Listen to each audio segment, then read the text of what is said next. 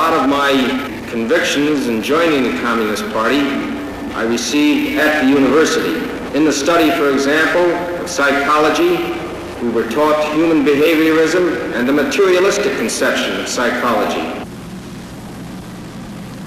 I always thought the Un-American Activities Committee was doing a good job. With so much trouble in the world, Congress should know about any subversion here at home.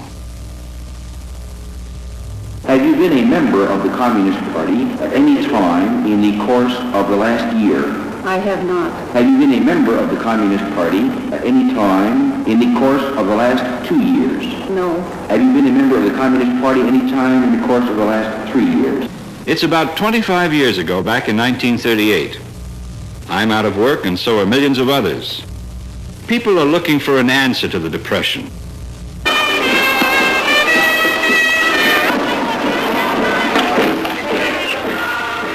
The Communist Party is on the ballot in several states and has about 70,000 members. They can't get their candidates elected, but they certainly draw a lot of attention.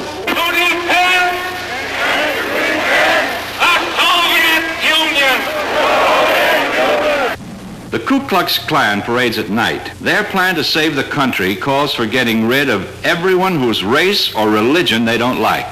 Audience! Attention! I pledge undivided allegiance to the flag of the United States of America and the republic for which it stands, one nation, indivisible, with liberty and justice for all. I know it's hard to believe today, but right here in America, thousands wore the swastika and shouted they were patriots and wanted us to do in the USA what Hitler was doing in Germany. Well, we're living in a free country. As long as they didn't do anything illegal, they could say whatever they wanted to. But I guess some people were afraid that the millions of unemployed might be convinced. Congress sets up a special committee to investigate the extent, character, and objects of un-American propaganda activities in the United States. Martin Dyes of Texas is the first chairman. If colonists are working in our national defense industries for the purpose of sabotaging our preparedness program through strikes, slowdowns, explosions, and other destructive acts, the only way that we can defeat their aims and purposes is to expose them before they strike and to get them out of these industries. Was the source of your procurement of this information an intelligence source of unimpeachable reliability and integrity? I consider this such, sir. Yes, sir. Is it a source concerning which we cannot make a revelation on a public record because of security reasons? Yes, sir. The source should not be identified in public session. A lot of information comes from these sources, probably secret FBI agents inside the Communist Party. But the big news comes from what the committee calls its friendly witnesses.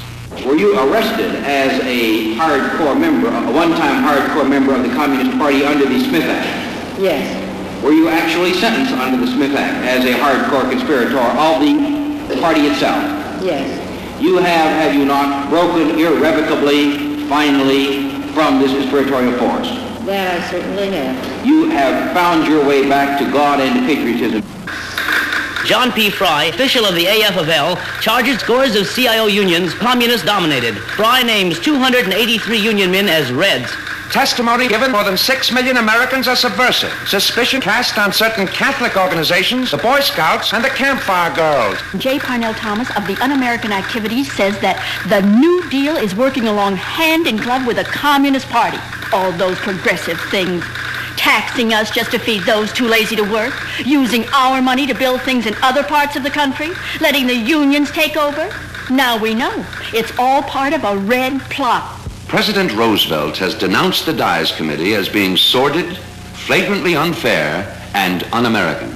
Leading New Dealers charge that instead of investigating for law-making purposes, the committee and its right-wing supporters are exploiting the public's concern over communism to slander loyal organizations and individuals. But Committee Chairman Martin Dyes defends his expose. The committee is the only agency of government that has the power of exposure. Therefore, this investigation must go on. without fear or favor, and our slogan must be, no quarter to the enemies of our country. Eric Johnston, Motion Picture Association President, welcomes the congressional investigation of Hollywood. The motion picture industry has been accused of putting subversive and un-American propaganda on the screen. We deny that without any reservation. The pictures themselves are complete proof of its falsity. We are accused of having communists and communist sympathizers in our employ. Undoubtedly, there are such persons in Hollywood, as you will find elsewhere in America. But we neither shield nor defend them. We want them exposed. A packed House caucus room. Here's J. Parnell Thomas, chairman of the Un-American Activities Committee, opened the hearings. This committee, under its mandate from the House of Representatives, has the responsibility of exposing and spotlighting subversive elements wherever they may exist. It is only to be expected that such elements would strive desperately to gain entry to the motion picture industry. In reply to committee questioning on the employment of communists in the film industry, Mr. Warner states, I'm absolutely against them. I would not engage them personally, and I've said that, and I will always say that. There's no place for them in the American way of life. I don't care if it's in the motion pictures or in Grand Rapids where they make furniture, or in Detroit with motor cars, or any other industry. I'm very, very emphatic about that. In Hollywood, in Grand Rapids, in Detroit, all over the country, business and industry leaders agree with Jack Warner and are firing people. The friendly witnesses provide the names. The committee gives them to the press, and the newspaper headlines tell the public. When a committee of Congress says someone belongs to an organization intent on overthrowing our Constitution, you can't afford to have him working in your place. In fact, you're better off not being seen too near him or his family. People might think you agree with his ideas. A mammoth parade, including units from Duquesne University, the American Slovene Home Veterans, Girl and Boy Scouts, and the veterans of foreign wars, marches through Pittsburgh's famed Golden Triangle to the Stanley Theater for the world premiere of I Was a Communist for the FBI, Warner's motion picture tribute to a native son of Pittsburgh, Matt Spedick. National Commander Louis Feldman presents Spedick with a citation from the VFW, and Spedick is congratulated by radio's Tommy Bartlett. Sometimes one of the friendly witnesses, like Harvey Matuso, changes his story and says he's been lying about communist subversion. But most of them stick to their testimony. Without the help of these people, the committee would have a really hard time of it. Americanism is under attack by communism, at home and abroad. We're defending it against that attack, but Americanism is also under another kind of an attack. The growing practice of character assassination is already curbing free speech, and it is threatening all our other freedoms. For I know you have no way of telling when some unfounded accusation may be hurled at you, perhaps straight from the halls of Congress. Well, politicians are politicians. It's almost like back when FDR and the Dies Committee were battling. Anyway, didn't Truman start all that loyalty oath and security clearance business himself? That's not fair play. That's not Americanism. It's not the American way to slur the loyalty and besmirch the character of the innocent and the guilty alike. I direct you to answer that question.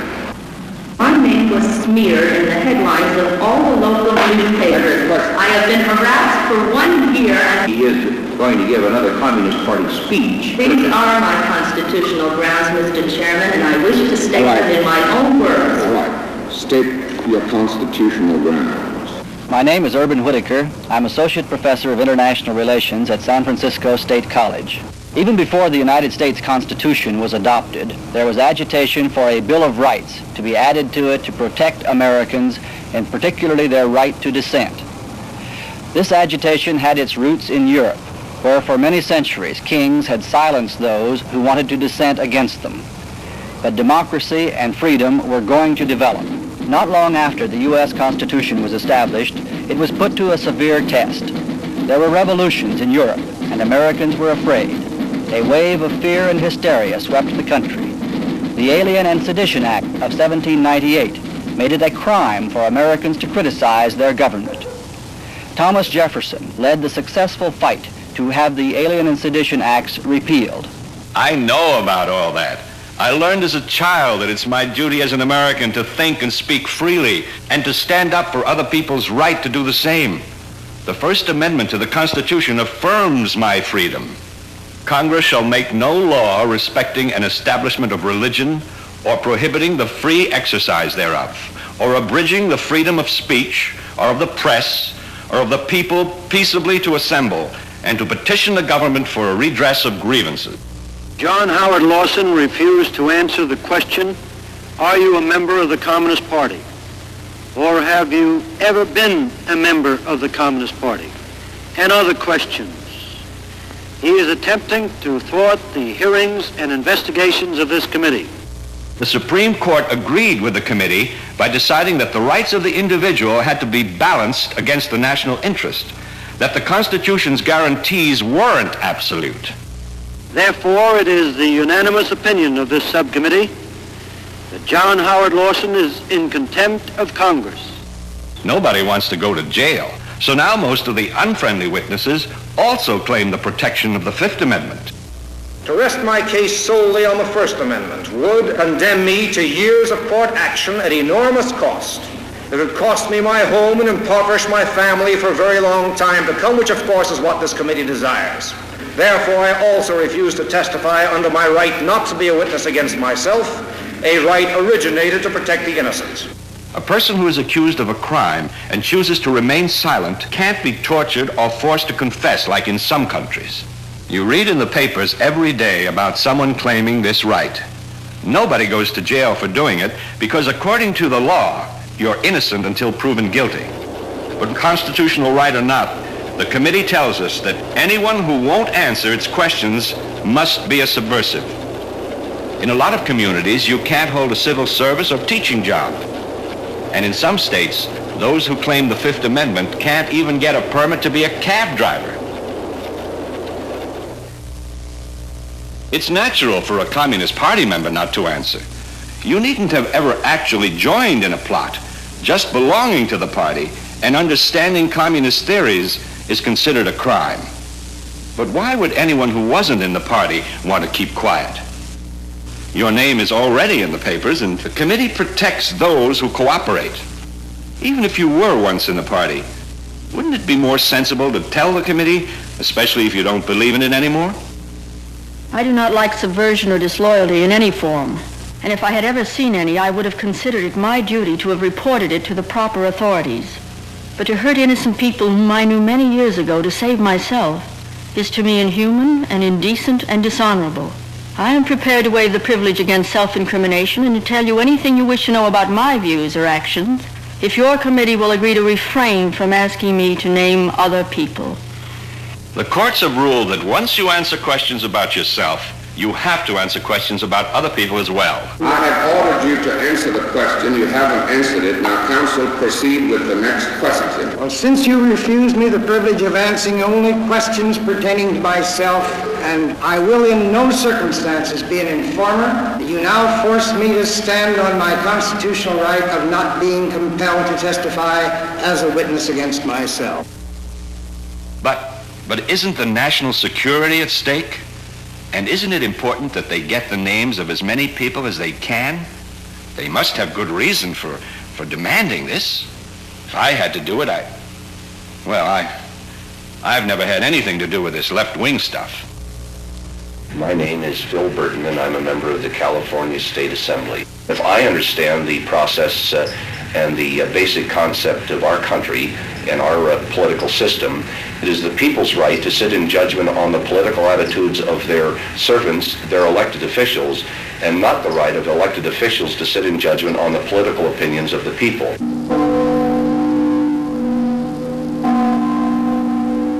J.B. Matthews, an ex-Marxist and former Methodist missionary, says that 7,000 Protestant clergymen are Reds. How could they get so many men of God to join them? Aren't the communists atheists? How could they do it? Testimony by several expert ex-communists before the committee reveals how Red clergymen hide behind what they call the social gospel. My reverend is always preaching about things like that. Our duty to our fellow men, helping the poor, racial equality, social injustice. But I've known him for years. He couldn't be one of them, those 7,000. Of course, no clergyman admits he's a communist when he is one. He's required to keep his membership secret. But he still does communist work. Dr. Henry J. Cadbury, a Harvard professor of divinity and a Quaker pacifist, belonged to a group called the Fellowship of Reconciliation. Friendly witnesses told the committee that several other members of the fellowship were Reds. The fellowship called for peace with all nations. The Russians called for peaceful coexistence. The committee said that all this added up to the fellowship being a pro-Red front. According to them, Dr. Cadbury was a member of a subversive organization. Dr. Cadbury was one of the 95 clergymen who worked on the Revised Standard Version of the Bible for the National Council of Churches. The committee said it had information linking 30 of these 95 clergymen, like Dr. Cadbury, to various Red Front groups. Committee Chairman Francis Walter of Pennsylvania declared, "The leadership of the National Council of Churches, which fraudulently claims to speak for 38 million American Protestants, has in the aggregate a record of hundreds of affiliations with communist fronts and causes." But national organizations of the Catholic, Methodist, and other churches say guilt by association, as used by the committee, can connect practically every person in the country to the communists and proves nothing. Individual clergymen come out for themselves and criticize the committee, like Reverend Edward L. Peet of Sacramento, California. I've seen this committee publish and circulate false and defamatory material about church institutions and church leaders. I have seen this committee interfere in a church dispute in a manner contrary to the constitutional principle of the separation of church and state. I've seen them fill their files with derogatory material against people whose views they oppose, and then circulate that material with a maximum injury. I've seen them employ ex-communists as informers to accuse and bring into disrepute honored ministers of the gospel. I've seen them create in America a climate of suspicion, of fear, and of conformity. I have seen them walk hand in hand with extremists on the right who persist in applying the communist label to the national and world councils of churches. The committee is about to open its June 1957 hearings in the San Francisco area. Among those subpoenaed is William K. Sherwood, said by the committee to have belonged to a Marxist study group while a college student in 1938. Sherwood, a Stanford University research scientist, was exploring the biochemical nature of cancer and mental illness. He left some farewell letters. My life and livelihood are now threatened by the House Committee. I will in 2 days be assassinated by publicity. I would love to spend the next few years in laboratories, and I would hate to spend them in jail. I have a fierce resentment of being televised. My name is Burton Wolfe. I'm editor of the Californian magazine. I was one of those who did not want to abolish the committee entirely, but only to curb some of its abuses. It was because of, and only because of, the demonstration and its aftermath that people like me became completely opposed to the committee. People must ask themselves why such a thing took place. Opposition out here gelled first in 1959 when the committee announced that it would call a group of school teachers. Mr. Bernard Selba of the California Democratic Council. We condemn the hit-and-run tactics of the House Un-American Activities Committee, which served over 100 subpoenas to California school teachers and published many of their names in the papers. We don't think the committee has the right to publicly imply that one is un-American without first proving its case. The damage is obvious. The committee cancels the planned spring 1959 hearings. In April 1960, the committee again announces hearings to be held in San Francisco, and once again public criticism is heard. Thursday, May 12th. Hundreds arrive early at the City Hall for the hearings, announced as open to the public. The committee issues special white card passes to 100 of its supporters, each pass good for several persons. Committee investigator Wheeler says he issued the white cards to keep the communists from stacking the hearing room. The students protest they've been lied to when they were told that the hearings would be open to the public. A noon rally is held in Union Square, at which 1,000 people hear Episcopal Canon Richard Byfield and California State Assemblymen Burton and O'Connell criticize the committee. The students who organized the rally set up a silent picket line outside City Hall. There are communists inside the hearing room, a small number of the witnesses being self-admitted members of the party. Open the door! Open the door! Open the door! They loudly complain that the committee has refused to consider their petition to open the doors to spectators on a first-come, first-served basis. Open the doors! What are you afraid of? Open the doors! Here comes the goose squad! This is Americanism! Watch this Americanism in action! Wow! Watch this Americanism in action! Watch this Americanism!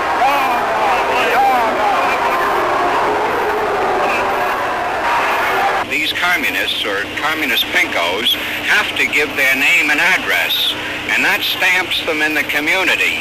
And it might be an interesting thing to note that if war ever comes forward, which we hope will never come, that different war veteran organizations, knowing these names, can strike the first blow at these people and finish them off before they can do any harm.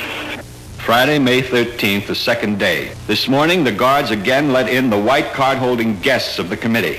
And once more, most of the people waiting in line are refused admission. During the noon recess, Sheriff Carberry tells them that their protest singing is disturbing the courts. If you don't want us out here, well, are the white cards still going to be let in first? My dear young lady, I explained yesterday and today as far as white cards, I knew nothing about it, did not know anything about it. As far as I'm concerned, the people who are here will be admitted by the committee. We shall cooperate with you until 2 o'clock. And if you keep your promise and let everybody go into that hall, first come, first served basis, we'll cooperate. Just promise to the you group. full cooperation. If the law enforcement agencies do not cooperate with us, we do use our free assembly, our right to petition. We do it orderly, but we do it loudly. Would you like to give us an opinion? Well, I would just say that those poor youngsters are brainwashed. They're absolutely brainwashed. I feel sorry for them. And some of them are nice-looking youngsters. The students stop singing and line up outside the hearing room. The sheriff gets the committee to agree to admit people on a first-come, first-served basis. But the guards open the doors for the afternoon session and once again admit the white card holders first. It looked as though that if they had a little attention and some baths and their hair combed and some parental discipline, they might become good citizens.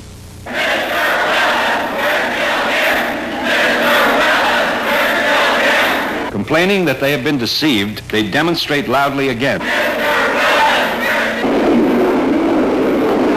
A full-scale riot seems to be underway out there. Fire hoses and everything. Officers started the hosing, came across the barricade with their clubs out. Self was struck in the face.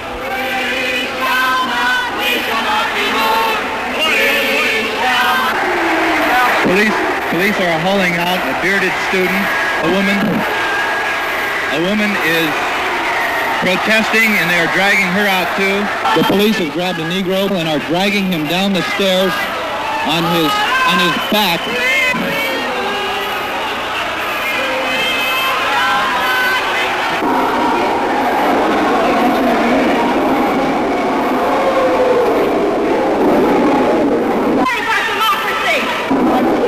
Blood mixed with the water on the floor of the city hall.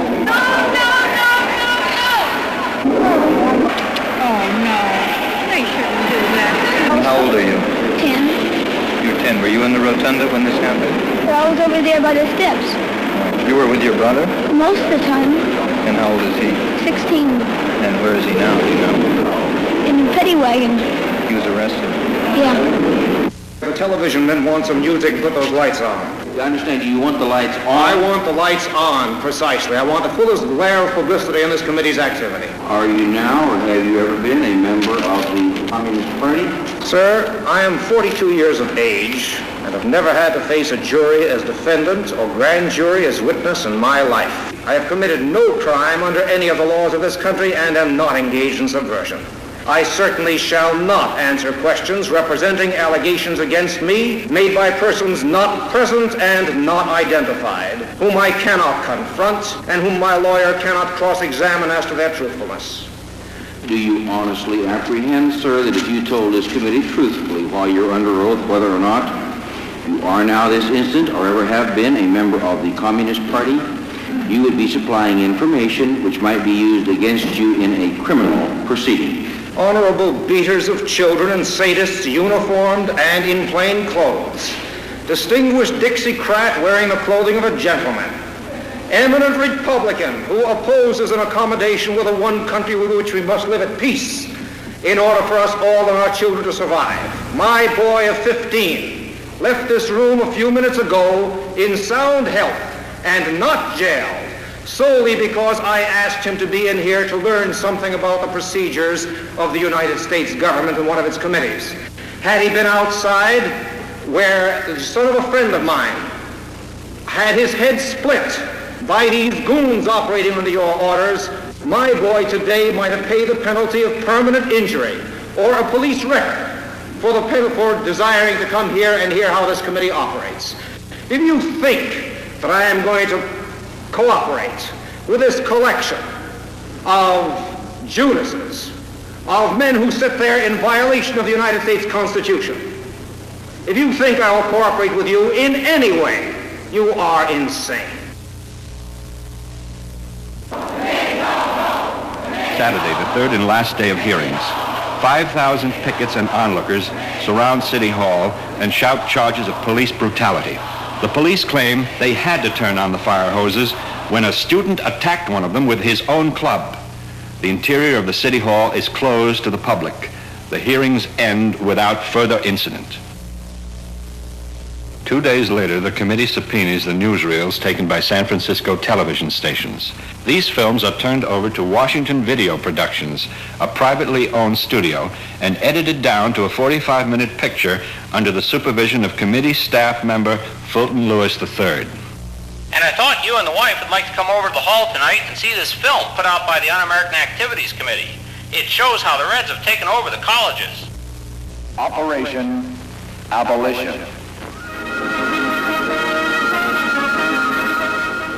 Ladies and gentlemen, Congressman Francis E. Walter, Democrat from Pennsylvania, and Chairman of the House Committee on Un-American Activities. Operation Abolition. This is what the communists call their current drive to destroy the House Committee on Un-American Activities, to weaken the Federal Bureau of Investigation, to discredit its great director, J. Edgar Hoover, and to render sterile the security laws of our government. Among the communist leaders who had an active part in the San Francisco abolition campaign and the protest demonstrations were Harry Bridges, whom you see here being escorted out of City Hall by police officials moments before the rioting broke out. One student provides the spark that touches off the violence when he leaps over a barricade, grabs a police officer's nightstick, and begins beating the officer over the head. As the mob surges forward to storm the doors, a police inspector orders that the fire hoses be turned on. The communist and pro-communist press, of course, charge police brutality. Their press accounts of the rioting describe repeated incidents of policemen cruelly beating innocent students. These films, taken by newsmen on the scene and edited only to the point of removing repetition, show a clear example of the lack of respect for truth, which is common practice within the communist propaganda press. Congressman Johansson. The students whose activities you have just witnessed, whether they realize it or not, are, as I pointed out to them in San Francisco, toying with treason. Not for the purpose of improving the investigative techniques of congressional committees, or not for the purpose of defending civil liberties as they would have you believe, but for the avowed objective of destroying the Committee on Un-American Activities and our nation's entire security program.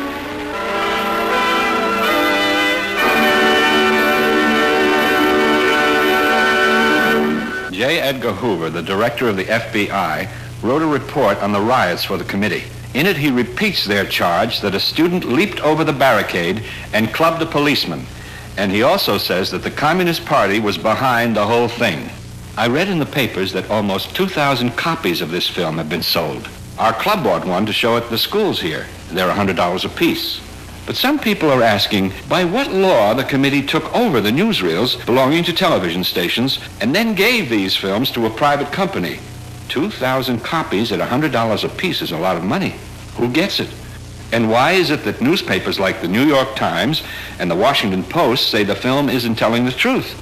Why has the Defense Department ordered the armed forces to stop showing it? Ladies and gentlemen, the film which you have just seen, Operation Abolition, as many of you may not know, is an official document of the House of Representatives of the Congress of the United States. It would seem to me, therefore, that it must, of necessity, be entirely correct because it is an official document. And I think I can show you very quickly that not only does it have many incorrect statements in it, but that on top of that, these misstatements have not been corrected, which to me is a very sorry thing to have happened to an official government document. There's only one scene which shows an agitator in the entire film. Those of us who know this young man know his name is Burton White, and that he is a PhD candidate at the University of California, that he's not a communist, and that he teaches in the English department. And I've sat in audiences and listened to people's reaction to this film and heard them say, see that? The film shows that this is a communist leading the students. And they have no way of understanding that these are not the facts and that they are being shown something which is not true. The demonstration was organized by students entirely and carried out by students. This I know after a year and a half of research. Harry Bridges is made to appear as if he had a part in all of this disturbance, when in actuality, in this one instance, an employee of the committee has actually admitted that at the time of the disturbance he was nowhere around. That's what J. Edgar Hoover says too. Order had been restored when Harry Bridges, president of the International Longshoremen's and Warehousemen's Union, suddenly appeared on the scene. If what J. Edgar Hoover says is true, then the scenes of Harry Bridges at City Hall must have been taken out of their proper sequence and spliced in before the scenes of the hosings. There have been widespread charges that the film is full of such distortions, that it lies about almost everything that happened in San Francisco. But the committee says that criticism of its film is communist-inspired. The committee definitely says in the film that the whole thing was touched off by a student who jumped over a barricade and hit a policeman on the head. Well, my friends, as a matter of fact, this particular accusation was made against the student that was accused of doing this. He was brought to trial in San Francisco. My name is Robert Meisenbach. I am a student at the University of California. I did not participate in the demonstrations, but was standing off to the side when the students sat down. Suddenly, without warning, the high-pressure fire hoses were turned on by the police. Drenched to the skin, I tried to leave the city hall. I was immediately tackled from behind by a policeman, beaten to the floor, arrested, and charged with inciting a riot, disturbing the peace, and resisting arrest, and also assault with a deadly weapon. One of the most important pieces of evidence in the trial was a Life magazine photo, which had showed me standing at least 30 feet away at the time the police turned on the fire hoses. Sworn testimony by dozens of witnesses showed that neither I nor anyone else had resorted to violence against the police. After 11 days of trial and 1,000 pages of testimony, the jury found me not guilty, and all charges against me were dropped. His case was completely dismissed after a jury trial. He was fully acquitted, and even the prosecution finally admitted in court that they were not presenting any such evidence because there was no such evidence. And yet in the film, it is stated as a fact. And to make matters even worse, my friends, it is even stated as a fact by Mr. J. Edgar Hoover.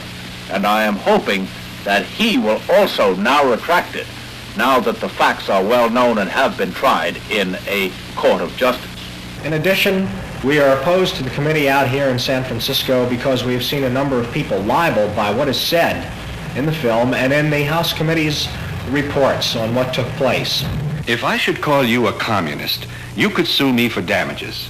at the trial, unless I could prove what I said about you was true, and this would be open to the rules of evidence and cross-examination, I might be found guilty of libel and ordered to pay you thousands, or maybe even millions of dollars. After all, you might have lost your job, had your whole life ruined because of what I said. Most people don't give you the benefit of the doubt where communism is concerned. But when a congressman says something, he's protected by law from being sued. And when an ordinary citizen appears before a committee of Congress, whatever he says is also protected by this privilege. So if I were to appear as a friendly witness and tell the committee that you're a Red or a fellow traveler, of course this is just for the sake of discussion, just to show you how it works, I could do so without fear of your suing me. I could say whatever I wanted to about you, or your next-door neighbor, or your priest, or even the president. Neither you nor your lawyer could cross-examine or challenge me. It's against the committee's rules. It's in pretty small print, I'll admit, but there it is at the bottom of page 7. The committee has given frequent and diligent consideration to this subject and has determined that in order to carry out its responsibilities imposed by law, the rules of evidence, including cross-examination, are not applicable. Remember that Army major who called Mayor Yorty of Los Angeles a Red? He was only quoting from the files of the committee. The accusation was made back in 1938 by a convicted burglar.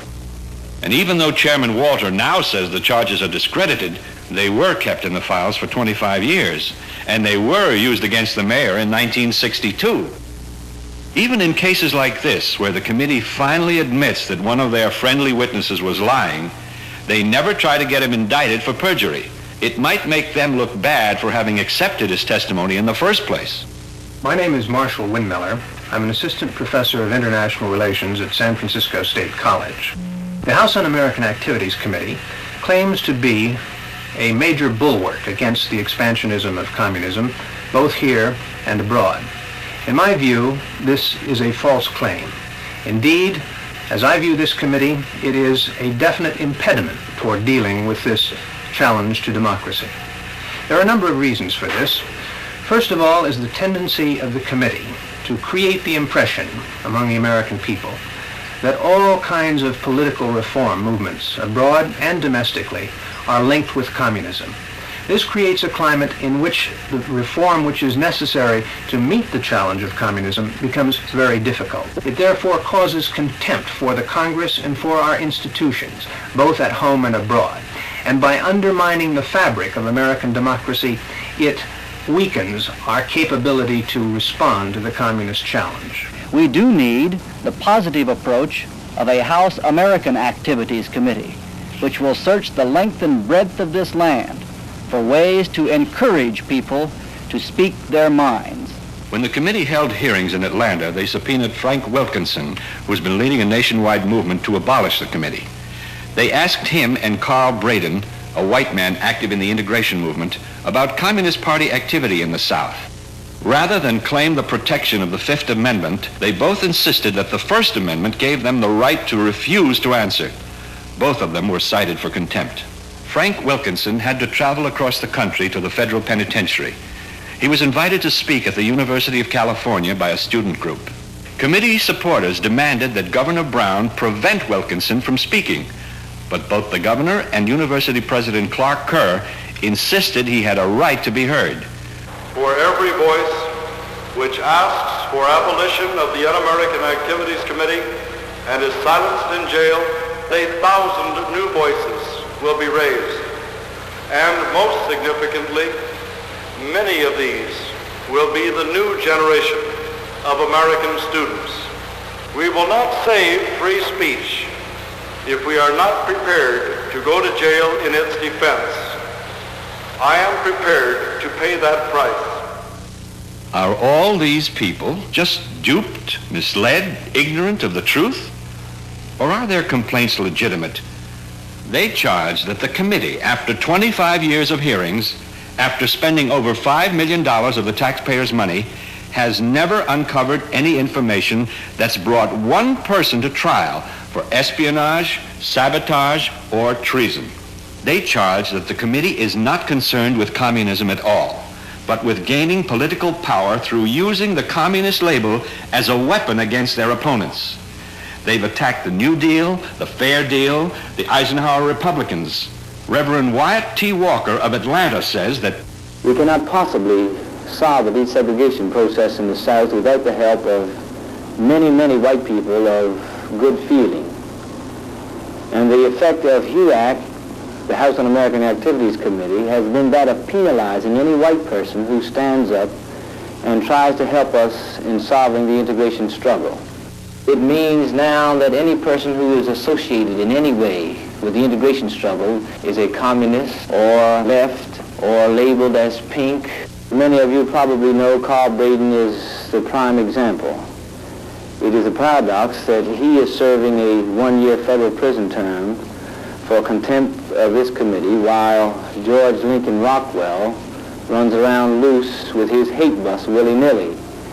If we follow the syllogism of natural logic, one would think, with some exaggeration, that if you want to stay out of federal prison, then join the American Nazi Party. I can't believe that a committee of Congress would approve of the Nazis.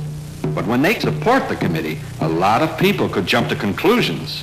Chairman Walter says Congress hasn't authorized him to investigate the American Nazis or the Ku Klux Klan. But aren't they un-American? Why doesn't the committee at least reject their support? I'll do anything to protect my family, my country. I did during the war. I forgot about my rights, took orders, killed, but only to save those I loved, the country I believed in. And I've gone along with them. First it was the Reds, fire them, outlaw them, jail them. The rules of evidence, cross-examination, they said we couldn't let subversives hide behind legal procedures. The Bill of Rights, freedom of speech, they said we couldn't let those who are out to destroy the Constitution enjoy its protection. And who could tell if someone was a subversive, if he was un-American? Why, the committee, of course. The committee could tell who they were, even if they never did or said anything you or I thought was wrong. First it was the Reds, then the fellow travelers, then the liberals, the unions, the churches, the schools, the newspapers, and now whoever dares to criticize the committee. I went along, but only because they said it was to protect America. I've let them convince me that to save freedom, you have to deny freedom to everyone who the committee says is un-American. Freedom for all? Everyone? No matter how unpopular their ideas and opinions may be? That's just an ideal, isn't it? Can we afford to believe in ideals? Can we afford to ask questions? To criticize, to disagree? To think for ourselves? I direct you to answer that question. I direct you to answer that question. I direct you to answer that question. I direct you to answer that question. I direct you to answer that question.